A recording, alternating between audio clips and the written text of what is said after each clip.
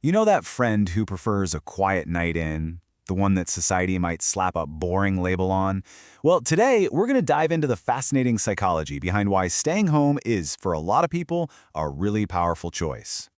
We all have that friend, right? The one who often cancels with a maybe next time. But listen, it's probably not about you. Most of the time, they're just protecting something super important, their own energy. Okay, first things first, let's just bust a huge myth right open. This idea that a full, exciting life can only be found outside your front door, it's just a major misconception. See, people who love staying home, they're not actually missing out on life. They're just experiencing it on a totally different frequency. Their joy comes from something else, like those small personal rituals, that perfect cup of coffee in the morning, or just watching the sunlight hit the floor in their living room. So, what's the actual science behind this?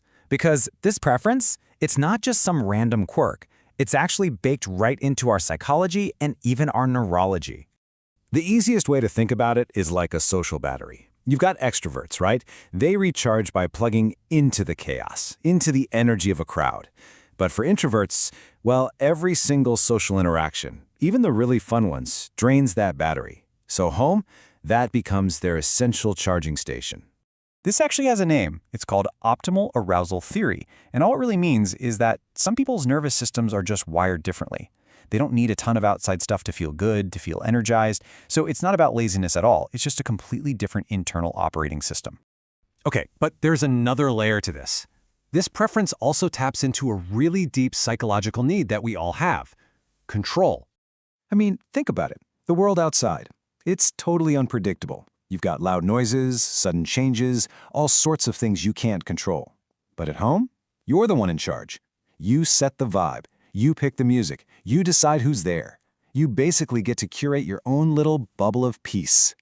And for people who are highly sensitive, and that just means they process things like sounds and emotions a lot more deeply, or for anyone dealing with anxiety, this control isn't a nice to have. It's not a luxury. No, for them, it's a survival mechanism. It's how they feel safe and grounded when the world just feels like, well, too much. But here's the thing. Staying home isn't just about playing defense against a chaotic world. It's actually an incredibly proactive choice. It's a choice that unlocks something really, really powerful. You know how society kind of looks down on a night in? Like you're doing nothing? But is that really what's happening? I mean, are you really doing nothing? Well, psychological research actually tells a totally different story. It shows that people who genuinely love their own company are often way more creative and introspective.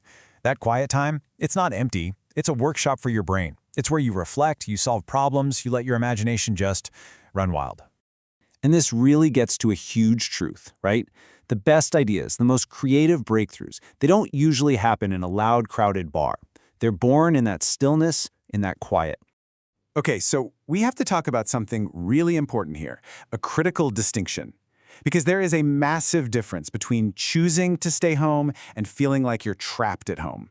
It all comes down to why you're doing it. Choosing to be alone because it fills you up, because it brings you peace, that's one thing. That's healthy. But staying home because leaving just feels too heavy, like an impossible task, that's something else entirely. That's when your home stops being a refuge and starts feeling more like a cage.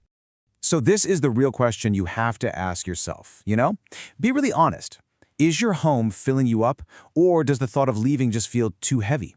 Is this an act of self-care, or maybe a sign that something else needs a little attention? So where does this all lead us? Well, it leads to a pretty powerful idea. Maybe it's time we stop glorifying being constantly out there. I mean, in a world that's obsessed with being busy and being seen, what if your absolute best life is just a quiet night with a documentary, some soup, and absolutely zero obligations? What if that's it? And let's be clear, that's not sad, that's not lonely, that is radical self-awareness. It's knowing exactly what you need to feel good, to feel centered, and having the guts to choose it, no matter what anybody else thinks. So what if you're not broken? What if you're not boring? Maybe you're just wired for depth over all that noise, for peace over performance. What do you think?